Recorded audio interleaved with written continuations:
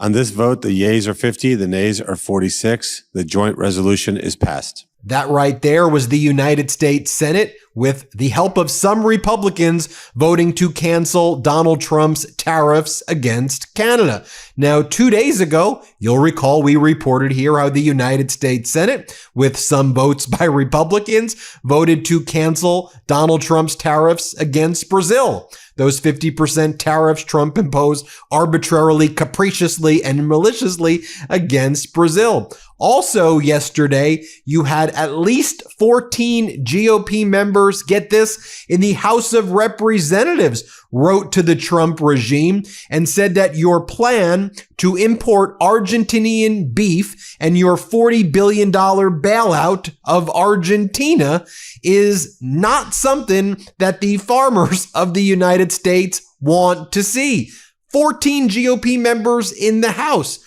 And there's more. We also have been hearing rumblings that Senator Thune, the MAGA Republican majority leader in the Senate, is trying to figure out a way to get out of this government shutdown because he realizes that Americans overwhelmingly blame Donald Trump and the MAGA Republicans in the Senate and the House for this shutdown. Of course they do. They control all of the branches of government, and they don't have a healthcare plan, except they want to rip healthcare away from 20 million Americans and rip away SNAP, Supplemental Nutrition Assistance Programs, from 42 million Americans. And Thune is getting heat from his Republican members in the Senate. And then, of course, we're seeing people like Marjorie Taylor Greene and even Senator Hawley out there saying that this effort to get rid of the SNAP for 42 million Americans that's taking place right now by the Trump regime is unacceptable.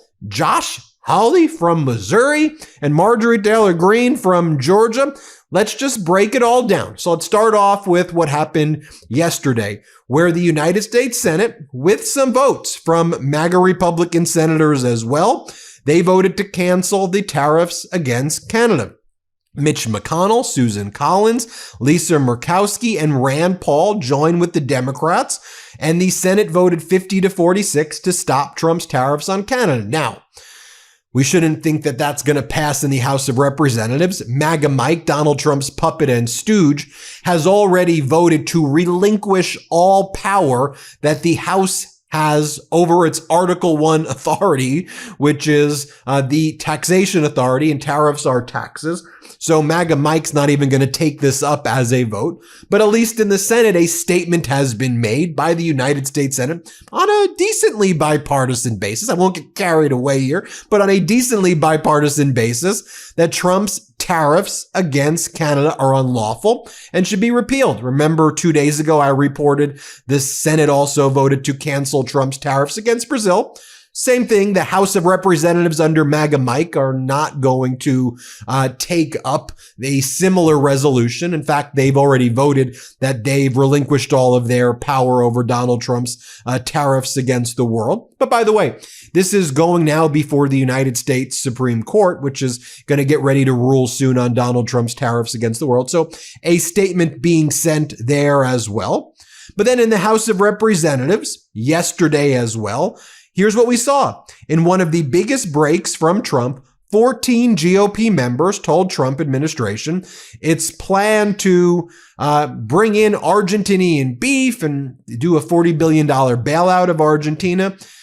It's not okay, and it undermines American cattle producers. And we've seen Ways and Means Committee's chair, Jason Smith, former Trump administration 1.0 officials Max Miller and Beth Van Dunn. I mean, here's what they wrote. They wrote to Secretary Brooke Rollins, Department of Agriculture, and Ambassador Greer. They said, this is how they started off because they're pathetic, but they go, we write to commend the Trump administration's leadership in supporting American farmers. But then it says, we respectfully draw your attention, however, to the recently announced plan to expand imports of Argentine beef as a means of easing retail prices. While we share the administration's goal of lowering costs for consumers, we are concerned that granting additional market access to Argentina, already one of our largest beef suppliers, will undermine American cattle producers, weaken our position in ongoing trade negotiations, and reintroduce avoidable animal health risks. Yeah, in Argentina, the cattle is suffering from a significant case of foot and mouth disease. So Trump's like, give me that foot and mouth disease right here in the United States, and let's screw over our cattle ranchers. And Trump calls them his cattle people. He goes, the cattle people love me. The cattle people love you? I don't think so anymore. I guess you could try to defraud them more and say you're bringing in $22 trillion, or you're going to give them Doge dividend checks. Where'd that go? Or tariff rebate checks. But you are just a bigger version of Bernie Madoff. Bernie Madoff's Ponzi scheme was $64 billion. Yours is $23 trillion. Also, it should be noted that independents overwhelmingly hate Donald Trump ripping down the East Wing of the White House. Who would have thunk? So even Democratic Senator Cory Booker is posting this Fox News, put news in quotes, article that says the following. Senate GOP is divided as millions risk losing food aid in shutdown standoff. Missouri Senator Josh Hawley's bill has 10 GOP co-sponsors, but Thune, the majority leader, calls a piecemeal funding approach the wrong way. Senator Cory Booker, Democrat from New Jersey, says, I've never hesitated to join a Republican colleague standing up for the American people. While Republicans need to reopen the government, we can't hold food assistance hostage. I'm backing Senator Hawley's bill to keep SNAP going during the shutdown. Leader Thune needs to bring it to a vote now. So you all see what Senator Hawley was saying 7 or 8 days ago. He talked about his piece of legislation to fund SNAP right now. And I want to mention this before I play this clip. Right now, SNAP should not be taken away no matter what. Obviously, it's, that MAGA Republicans, the fact that they've already gutted $186 billion from SNAP in the disastrous budget bill is horrific. But there's a contingency fund, an emergency fund that has about $6 billion in it, maybe $5.5 billion, which can be accessed right away. MAGA say, oh, we can't access it. Absolutely can access it. In fact, the Office of Management and Budget and the United States Department of Agriculture website said that they can access it a few days ago, but they removed that from the website because they want to starve Americans to death. They think that's a winning political issue for them. But separately, I'm going to show you right here. We always bring the receipts on the MeidasTouch Network. So Josh Hawley, Senator, MAGA Republican from Missouri, says, let's just, even while the shutdown's taking place, let's fund SNAP. Democrats are saying, we agree, let's do that. But MAGA Republicans are still blocking it, and MAGA Mike Johnson won't bring that to the floor. Here's what Hawley says, just so you see, MAGA Republican. Here's what he's got to say. Here, play this clip. Well, there's certainly enough time, and my bill also makes the SNAP benefits retroactive, the funding for them. So if there were to be a lapse, which I hope there would not be, it would be compensated for with back funding. Here's the bottom line. Needy families in Missouri should not be going hungry because a bunch of politicians in D.C. can't figure out how to open the government. I mean, that's the bottom line. This is day 23, this government shutdown. I was opposed to it on day 1. I'm opposed to it on day 23. I don't want to see children in our state not be able to eat, have to miss a meal because the government is shut down and the politicians in Washington don't know what to do. I just think it's ridiculous. So I hope everybody will support this. I don't know who could be against needy kids being able to eat. I guess we'll find out because I'm going to try to give every senator the opportunity to vote on this. I'm going to take this to the floor as soon as I'm allowed to under the rules, and I'm going to try to get a vote on this. But bottom line is 650,000 people in Missouri depend on help when it comes to the price of food and groceries. And I don't want to see these folks go without food. Time for some talk. Life insurance talk, that is. You probably have it, but do you know how much you're paying for it and how much are you being covered? Odds are you're paying too much for too little. And did you know if you receive life insurance through your job and you're unexpectedly laid off, you could suddenly be covered for nothing? Scary to think about, but simple to get right. Thanks to SelectQuote, where I'm headed to sort out my life insurance policy today. For over 40 years, SelectQuote has been one of the most trusted brokers in insurance, helping more than 2 million Americans secure over $700 billion in coverage. Their mission is simple, to find you the right insurance policy for your unique needs. They shop, you save. Unlike other life insurance companies, SelectQuote's licensed agents work for you. In as little as 15 minutes, they'll compare policies from top-rated carriers to find you the best fit for your health and your budget. and they work for you for free. No medical exam, no problem. They partner with providers offering same-day coverage up to $2 million without needing to visit your doctor. Have high blood pressure, diabetes, or heart disease? SelectQuote has partners with policies designed for many pre-existing health conditions, so you get the protection you deserve. Head to SelectQuote.com and a licensed insurance agent will call you right away with the right policy for your life and your budget. Life insurance is never cheaper than it is today. SelectQuote, they shop, you save. Get the right life insurance for you for less and save more than 50% at SelectQuote.com/Meidas. Save more than 50% on term life insurance at SelectQuote.com/Meidas today to get started. That's SelectQuote.com/Meidas. So you see what he's saying there. Now, let me show you what Marjorie Taylor Greene is posting now. Marjorie Taylor Greene posts what the monthly premiums are going to now be for people in her area. This is what Marjorie Taylor Greene says. It's the explosion head emoji. And she goes, this is for self-employed married parents in their 30s with 4 kids. And then she goes on to say, Democrats did this with Obamacare 15 years ago, and Johnson says Republicans have a mystery plan that is yet to be revealed to fix it. But no one knows what it is, and we're told to stay home in our districts. Mark Meredith goes, there are 9 options for health insurance in my zip code.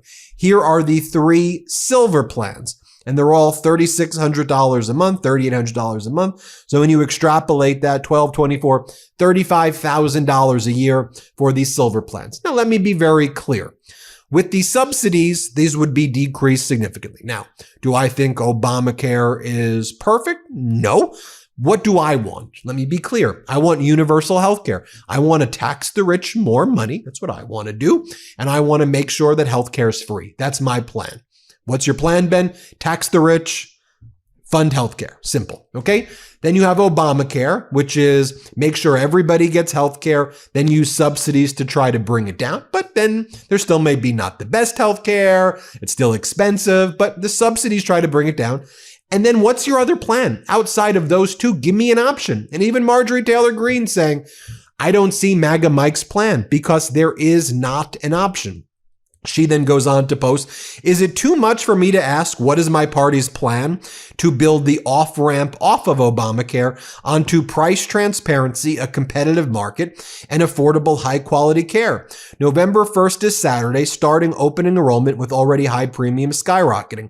It's been 15 years. Well, the issue is that we know what existed before Obamacare, where 20 million plus Americans didn't have insurance. Insurance companies could discriminate based on pre-existing conditions, and premiums were high and in many cases unaffordable, or they just wouldn't cover you. So we have to reflect on, we all want transparency. We all want there to be affordable healthcare. I want healthcare to be free, but who's coming up with these plans? I mean, and we haven't seen it. You have what? MAGA Republican Senator Scott from Florida, who was involved in he made his money being the perpetrator of the biggest Medicare, Medicaid scam in history, where his company pled criminally guilty to these crimes of Medicare and Medicaid fraud, and he got a golden parachute. So show me the better plan. Oh, and by the way, the reason that Obamacare has not made the premiums cheaper, although the subsidies have worked, is that the Republicans have always attacked it and tried to go to the Supreme Court and rip this apart and rip that apart rather than try to make it better. That's the truth of the situation. By the way, Marjorie Taylor Greene posts the following as well. She goes, Israel's military said Wednesday that the ceasefire was back on in Gaza after it killed 104 people, including 46 children, according to local health officials. 46 children died in Palestine since the declaration of a ceasefire, which I've been calling out as this is not a peace deal, number one. And number two, it's not even really a ceasefire, because when 46 children die and 140 people are killed, and you see the bombings in Gaza City, and Hamas has not disarmed and they're still running the show, and Netanyahu says he doesn't support a two-state solution, then what are we talking about here? The Associated Press reports the data. And then Marjorie Taylor Greene consistently has said, You left out that I said I have no respect for the House not being in session. I demanded to know from Speaker Johnson what the Republican plan and the off-ramp is. Johnson said he's got ideas and pages of policy ideas and committees of jurisdiction are working on it, but he refused to give one policy proposal to our GOP conference on our own conference call. Apparently, I have to go into a SCIF, a sensitive compartmented information facility, to find out what the Republican health care plan is, because it simply doesn't exist. Then you have MAGA Republican Senator Moreno, and this is what he says to Marjorie Taylor Greene. Play this clip. The other part of this, though, is what is going to happen with these subsidies, because the thing that Republicans have argued is if Democrats would reopen the government, then you can have the conversation about what to do on that. And Marjorie Taylor Greene is saying that Republicans don't have a plan on how to bring down healthcare costs. If the government reopened tomorrow, do you think Republican leaders have a plan on that? Yeah, absolutely. And I would say to Marjorie Taylor Greene, I like her. She came out to Ohio a few times. She's certainly able to write a bill herself. Like if this is something she's passionate about, put pen to paper, write a bill, present an option. Don't just criticize what other people are doing. In terms of what Republicans think is that the marketplace should work. What Obamacare has proven is that it's a total abject failure at keeping costs affordable, ironically, in the name. Here's what Marjorie Taylor Greene then says in a podcast that she did recently. Prices have not come down at all. The job market is weakening. Job market is still extremely difficult. Wages have not gone up. Health insurance premiums are going to go up. Car insurance goes up every year. People's homeowners insurance goes up. Rent is going up. Young people have no hope of buying a home. And then when they try to buy a home, they end up, like I said, they end up competing with like Blackstone or somebody else. The average home buyer now is 38 years old. It just came out. Right. The average home buyer, 38. On the flip side, baby boomers can't sell their homes.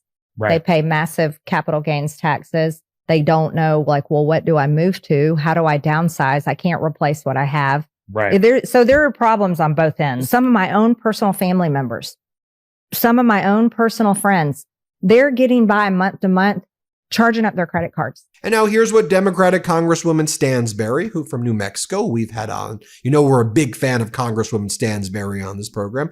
And here's what she had to say on the show. Here, play this clip. But I'll be honest, I'm deeply ashamed to have to stand here today as our country is on the brink of a food and hunger crisis that is completely manufactured by the White House. So let me start out by saying this. Mr. President, Leader Thune, Speaker Johnson, if you are watching this, American lives are not a political game. 42 million Americans, half of them children, will not be able to put food on the table on Saturday in 3 days if you do not release the funds that have already been appropriated to fund the SNAP program. 42 million Americans. And this is a choice that you are making to starve American children, elders, seniors, veterans, people with disabilities, because you think that this is a political game and we are not here to play. So feed our children. So there you have it. Let me know what you think.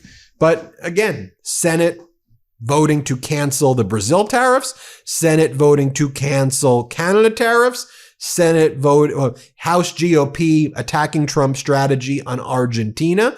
The Senate recognizing Americans are blaming the Republicans overwhelmingly for the shutdown, and rightfully so. They control all the branches of government, and the MAGAs in the House aren't even speaking to Democrats, yet alone negotiating. Remember Schoolhouse Rocks, right? Or just your fifth grade government class? The parties are supposed to speak with each other. The Democrats are showing up for work. The Republicans aren't showing up for work. Isn't it that simple?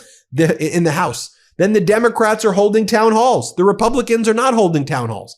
Doesn't that tell you, I mean, isn't it as simple as that sometimes? Anyway, let me know what you think. Hit subscribe. Let's get to 6 million, and thanks for watching. Want to stay plugged in?